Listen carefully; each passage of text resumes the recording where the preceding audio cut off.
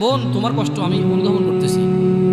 আমি তোমার কষ্ট অনুধাবন করি যে তুমি কোন দুঃখে তুমি 12,000 টাকার জন্য রাস্তায় নেমে তুমি আন্দোলন করো। কারণ তোমার ঘরে থাকা স্বামীটা এতটাই অযোগ্য,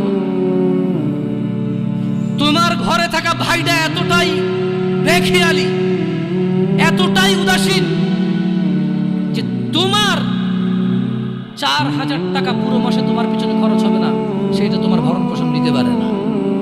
সে 8 ঘন্টার জায়গায় 10 ঘন্টা কাজ করতে রাজি নাই, সে দিনে 7 দিন কাজ করতে রাজি নাই। তার বন্ধু বান্ধব লাগবে, তার আড্ডা লাগবে, তার সিগারেট লাগবে, তার মদ লাগবে, তার জুয়া লাগবে, তার ছক্কা লাগবে, তার ক্রিকেট লাগবে, তার ফুটবল লাগবে।